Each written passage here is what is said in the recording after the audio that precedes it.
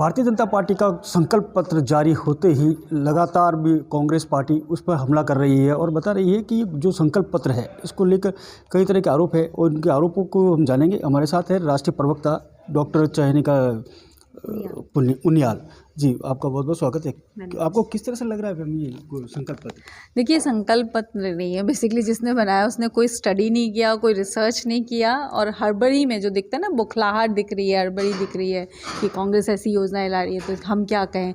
अब इनके पास कोई मुद्दा नहीं है तो इन्होंने लीपापोती करके कुछ चीज़ें बोली और जिसमें दो चीज़ें तो इन्होंने केंद्र की सरकार की जो योजनाएँ हैं उन्हीं को फेरबदल करके बोल दिया। जैसे ये बोल रहे हैं कि हम जो है सिलेंडर जो है 450 में देंगे, तो भाई ये उज्ज्वला वालों को, तो ये तो उज्ज्वला की जो योजना है वो केंद्र सरकार की योजना है। आप आज कर दो 450 का, पूरे देश के लिए कर दो, राजस्थान के चुनावों का इंतज़ार करने की क्या आवश्यकता है। दूसरी चीज़, ये किसान निधि की बात कर रहे हैं तो 1200 रुपये किसान निधि बढ़ा करके करने की बात कर रहे हो, तो भाई साहब 1200 रुपये किसान निधि आज पूरे देश की कर दो। आप सिर्फ चुनाव के लिए क्यों इंतज़ार करना है। फिर सबसे बड़ी चीज़ आप ये देखिए कि क्या ये ओपीएस दे रहे हैं, क्या ये चिरंजीवी योजना दे रहे हैं, क्या ये आरजीएचएस दे रहे हैं। उल्टा ये जो सरकारी कर्मचारी हैं उनको दिग्भ्रमित करने की कोशिश कर रहे हैं, उनको कह रहे हैं कि हम आपको आयुष्मान से जोड़ेंगे। ये तो एक तरीके का डिमोशन हो गया भाई। जहाँ आरजीएचएस में उनको ओपीडी फ्री मिलता है, सारी दवाइयाँ फ्री मिलती हैं, सारे की सारी उनकी जो ट्रीटमेंट है वो फ्री होती है, प्राइवेट हो चाहे सरकारी हो, वहाँ आयुष्मान में मिलता क्या है 5 लाख का बीमा मात्र, और जिसमें ना ओपीडी है ना दवाइयाँ हैं। तो इनके पास कोई मुद्दा बचा ही नहीं है। दूसरी तरफ ये कह रहे हैं हम एसआईटी बिठाएंगे, तो भाई एसआईटी क्या बिठाओगे। हमारे यहाँ तो खुद ऑलरेडी मुख्यमंत्री जी ने इतना कड़ा कानून जो है पेपर लीक के ऊपर लेकर के आ चुके हैं कि जिसमें आपको 10 साल से लेकर के उम्र कैद हो सकती है, 10 लाख से लेकर 10 करोड़ तक का जुर्माना हो सकता है। तो ऑलरेडी जो चीज़ें हो चुकी हैं उनको घुमा फिरा के बोलना और देने के लिए इनके पास कुछ है नहीं, क्योंकि ओपीएस पे पूरी तरह से शांत है, चिरंजीवी पे पूरी तरह से शांत है जो 25 लाख का बीमा मिल रहा है, और आपके ये देखिए कि जो आपकी आरजीएचएस है उस पर पूरी तरह से शांत है। तो जो इम्पॉर्टेंट चीज़ें हैं उनके ऊपर शांति है और जो कुछ नहीं है उसको घुमा फिरा कर बोलने की कोशिश मात्र है। तो एक तरह से जुमला है, इन्होंने करना कुछ नहीं है, सिर्फ इन्होंने बोल दिया और इनके बोलने की कितना भरोसा कर सकते हैं ये जनता साफ जानती है। जिस तरह से भी आपने कहा जनता साफ जान सकती है कि इनके ऊपर कितना भरोसा किया जाए। इन जो संकल्प पत्र जो जारी करते हैं उन्होंने कहा हमने महिलाओं के लिए बहुत सारी चीज़ें रखी है इसको लेके, और जिस तरह से राजस्थान में महिलाओं को लेकर अपराध काफ़ी बढ़ रहे हैं, इसको किस तरह से देख रहे हैं? देखिए, महिलाओं के अपराध की जहाँ तक बात है तो मैं ये कहूँगी कि राजस्थान सरकार ने बड़े ही जिम्मेदारी पूर्वक अपराधियों के विरुद्ध कार्रवाइयाँ की हैं, जबकि भाजपा ने क्या किया है। भाजपा ने आप देखिए जो है बलात्कारियों को की सज़ा माफ़ करके उनको छोड़ने का काम किया है। जब आप एक तरफ बलात्कारियों को छोड़ेंगे, जब आपके बड़े बड़े नेता, बड़ी बड़ी महिला जो सम्मानित महिलाएं हैं उनके खिलाफ अपमानित शब्दों का प्रयोग करेंगे, तो आप अपराधियों का हौसला बढ़ाते हैं। दूसरी तरफ हम ये देखते हैं कि कांग्रेस ने निर्भया से लेकर अब तक जब भी कोई घटना हुई है उसको बड़ा ही सेंसिटिव तरीके से हैंडल करने की कोशिश की है, और यहाँ पे भी हर ज़िले में जो निर्भया स्क्वाड मुख्यमंत्री जी ने बनाए हैं, हर ज़िले में महिला थाना ऑलरेडी खोला हुआ है, जिसकी बात अब घोषणा पत्र में बीजेपी कर रही है। उसको ये पता भी नहीं है कि यहाँ ऑलरेडी खुला हुआ है, और ये रोमियो स्क्वाड की बात करते हैं जो एक तरीके का जुमला है, जबकि हमने इसको बड़े ही संवेदनशील तरीके से इसका नाम निर्भया स्क्वाड दिया और महिला सुरक्षा की बात की। तो मुझे लगता है कि कांग्रेस सरकार चाहे केंद्र में पहले रही हो चाहे अभी वर्तमान में प्रदेश में है, वो महिलाओं को लेकर के हमेशा सेंसिटिव रही है और महिलाओं के सशक्तिकरण में और उनके उत्थान में उन्होंने हमेशा योजनाएं दी है और दे रही है।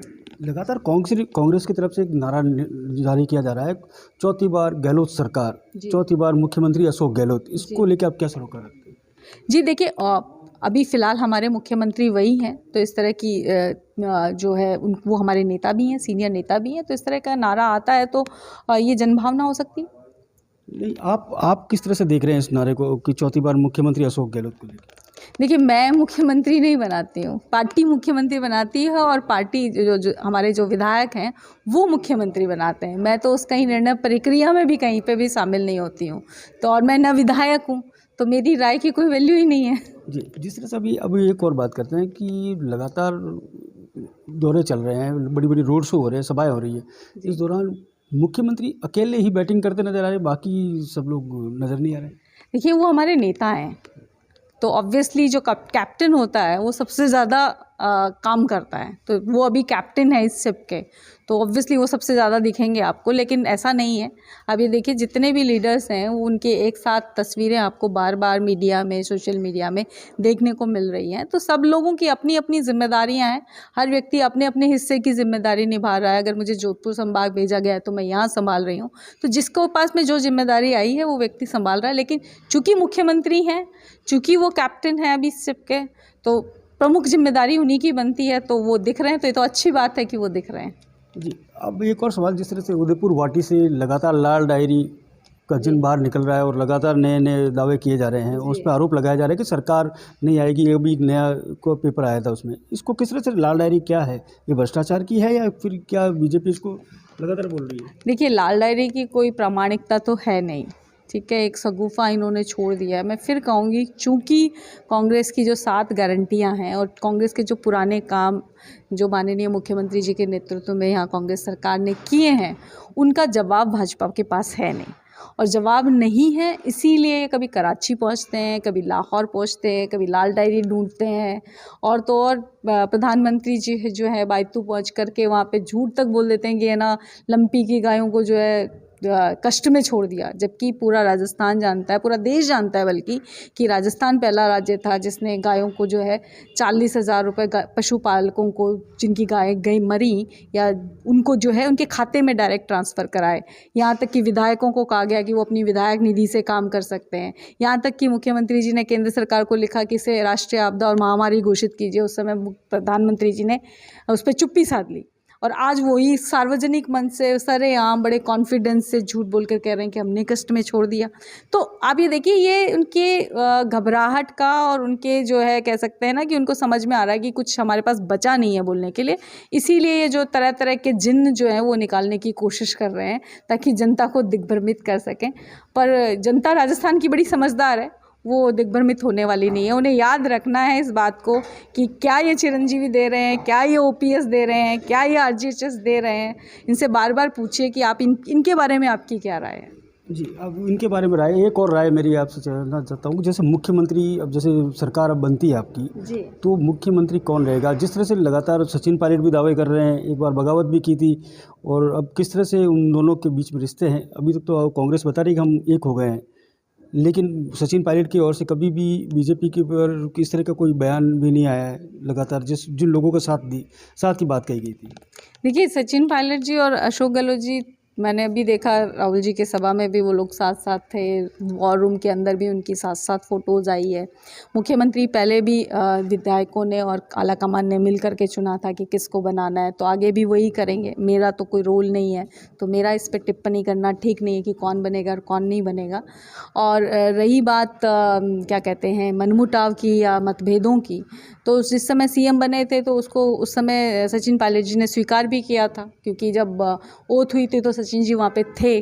उसके बाद अगर उनके बीच में मतभेद थे तो उस मतभेद को दूर करने के काम भी पार्टी ने किया, और उन दोनों ने आपस में बात की। आज मतभेद दूर हुए तभी दोनों साथ चुनाव प्रचार में दिख रहे हैं।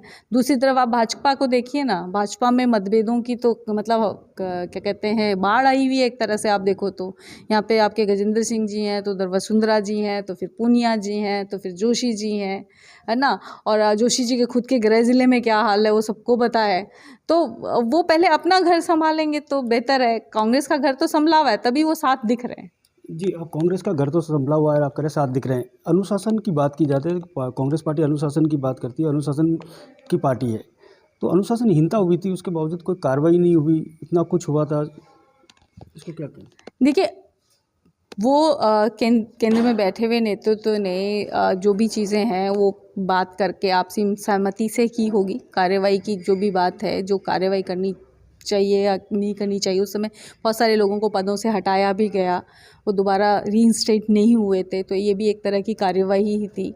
और उसके बाद जो भी मतभेद थे उनको सुलझाया गया। और पार्टी में अगर मतभेद आते हैं और कोई व्यक्ति अपना बात रखता है और उसके ऊपर बात होती है और ये लगता है कि समझौता संभव है और साथ लेकर के चलना चाहिए, तो घर में भी बड़े बड़े कई बार मतभेद होते हैं, भाई भाई भी आपस में खूब लड़ते हैं और उसके बाद एक साथ दिखते हैं। तो ये तो घर परिवार का झगड़ा है, तो सुलझा है तो अच्छी बात है। जी, आप घर परिवार का झगड़ा तो सुलझा रहे हैं, लेकिन आपके परिवार से कई लोग छोड़ के जा रहे हैं और अन्य दलों में शामिल हो रहे हैं, उनको लेके क्या कहना है?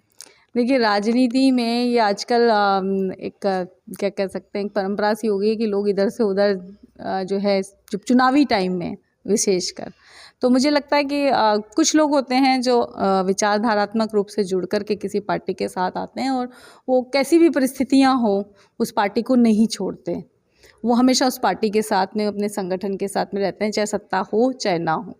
कुछ लोग होते हैं जो सिर्फ उनको लगता है कि राजनीति में वो मतलब अपना एक कैरियर की तरह जो देख करके आ रहा है, प्रोफेशन की तरह देख के आ रहा है, कैरियर की तरह देख के आ रहा है, तो वो जैसे कंपनियां लोग स्विच करते हैं उस तरह से वो पार्टियां स्विच कर रहे हैं।